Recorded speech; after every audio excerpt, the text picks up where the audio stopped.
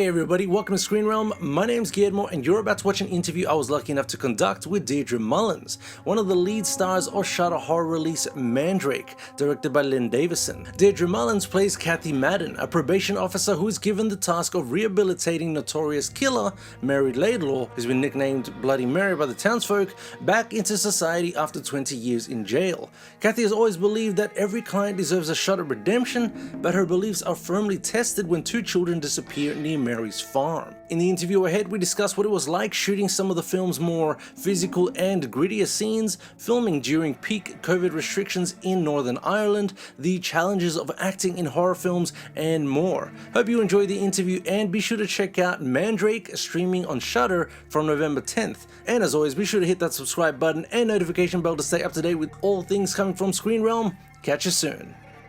Hello there, it's a pleasure to talk to you. I saw Mandrake last night, so great work with that. Thank you. Thank you very much. How did you get started with this project in the first place? Was there a lengthy auditioning process, or how did it go about you getting on board?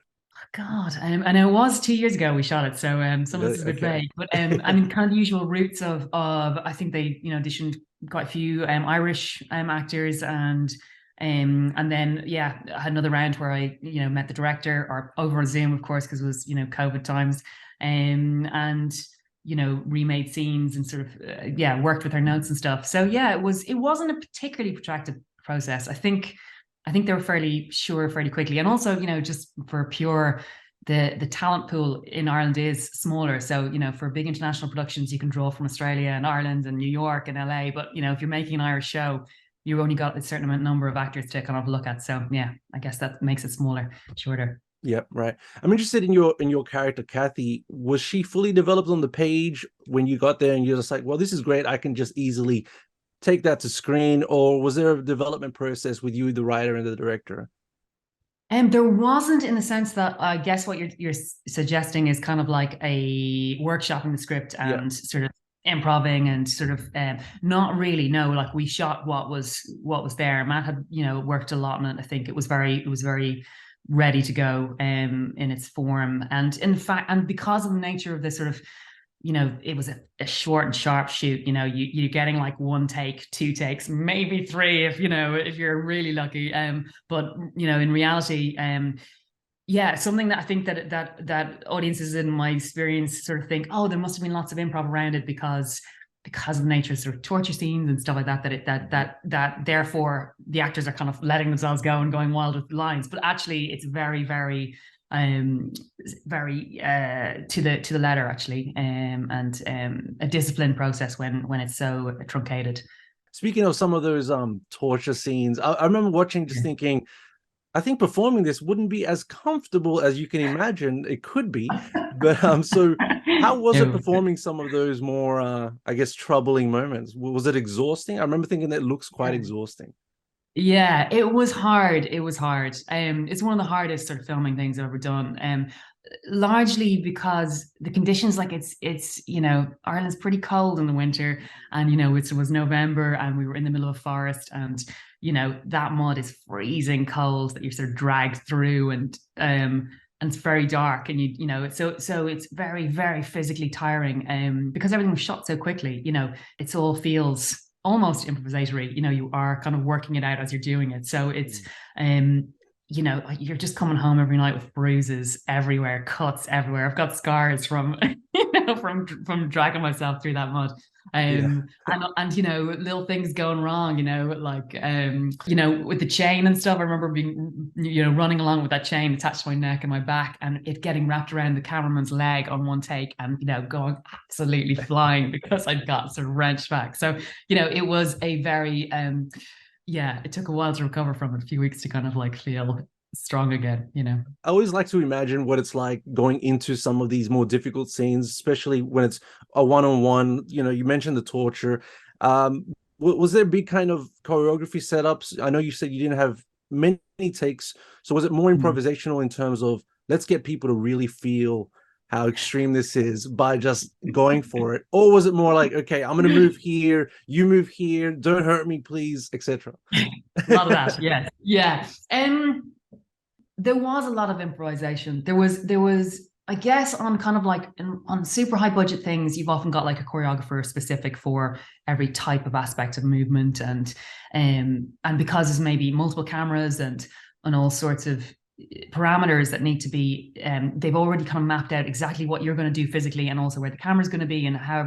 But when you are working kind of slightly ad hoc, there is much more a kind of like, okay, you're hanging from that rope. You need to get that thing, maybe reach over the foot, and you were kind of like shooting the rehearsal, and something works that time that, you wouldn't be able to recreate if you shot it again. Or so there is a lot of, just hoping it will work. I think that's a really good energy actually to watch. I think that can make magic, I think that it gives a rawness, which I think translates to the audience as well. Yeah, I think it's often overlooked the way that an atmosphere on set can come across.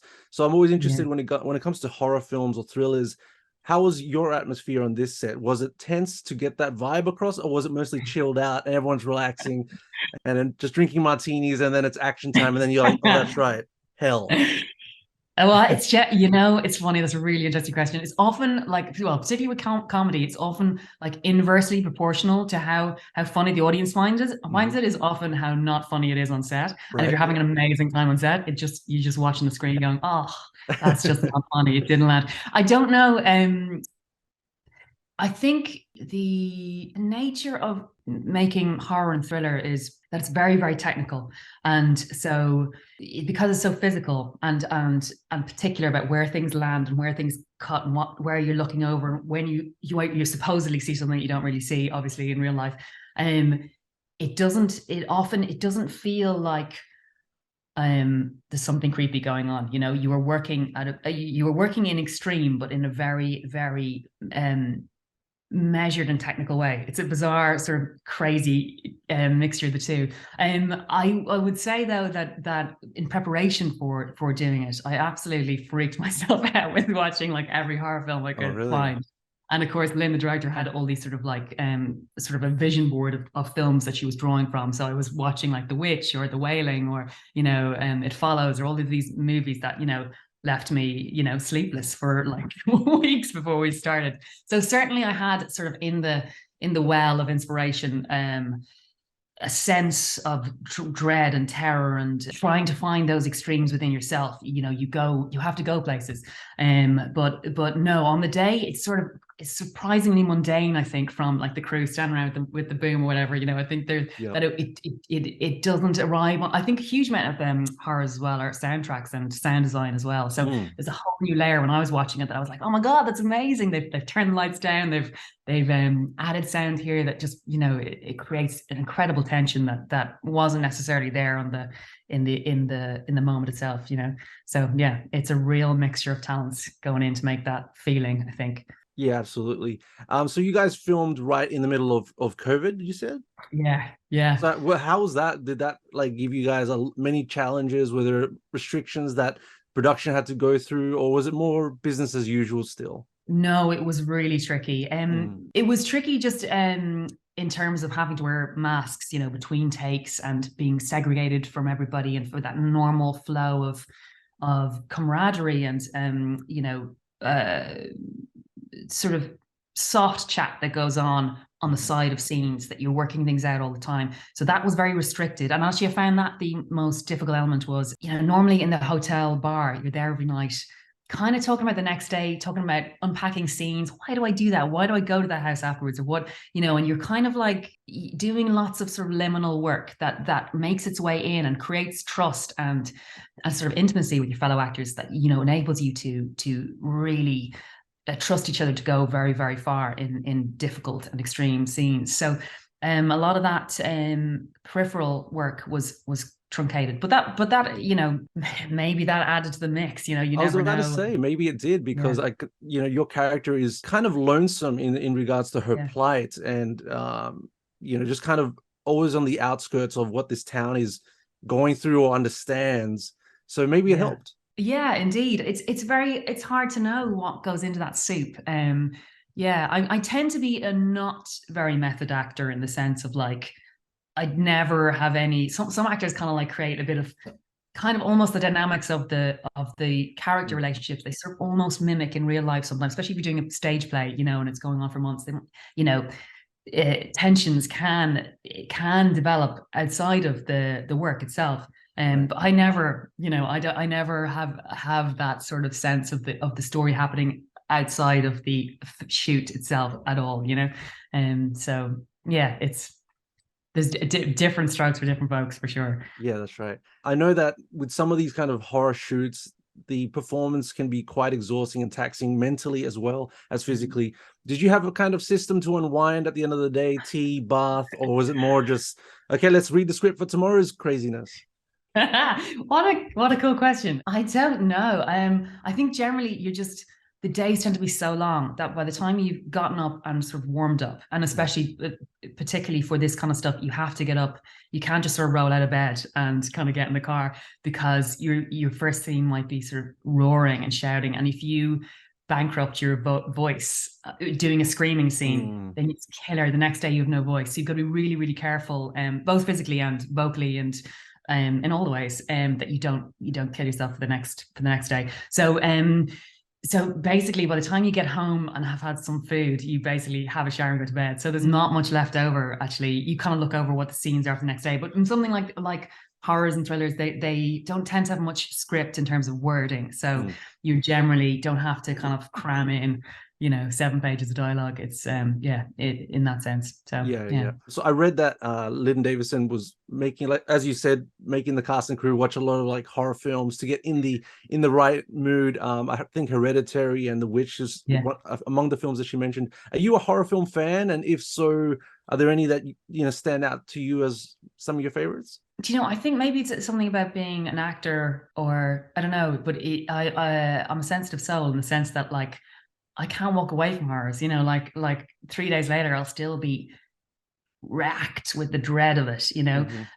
So I don't brush them off easily. And so I don't tend to watch very many pure sort of, you know, I don't know, what you solely define as horror. But I do enjoy, I don't know if you call something like Squid Games a horror. It's sort of like a black comedy thriller horror. I think it's got, you know, the horrific elements. So I think I really do enjoy watching extreme you know, emotions, if you like. I mean, I find Greek tragedy in theater, you know, horrifying, and horror in I guess you're dealing with incredibly primal themes, and I think that is always incredibly exciting. And a great source of comedy as well. You know, I think that they both, for me, sit very, very closely, and they can do full circle back to each other. So yeah, I watch all sorts of genres, but yeah, fundamentally, I tend towards the lighter because I just can't handle it. Is there any particular horror film that you think in your viewing history that you're like, nope, I can't do that again? Oh wow. Oh, I thought The Wailing was extraordinary. I loved it. And I thought I loved that that Korean sort of quality of mixing these sort of, like, as I said, like that comic kind of element, this kind of crazy grotesque, that you don't know whether to kind of laugh or, and the shock is much, much deeper, I think, because of that, because there's a sort of like, it's almost like a pressure valve goes and you can't handle it anymore. And I love that on stage as well. You get this when audiences are incredibly tense, they'll always be waiting for someone to make a joke that will alleviate that sort of pressure. So I do enjoy watching the skill of holding audiences in that place. Yeah, I think it's a real skill. Wow, fantastic. Thanks so much for your time today, and it was great talking to you. Total pleasure, Guillermo. Thank you.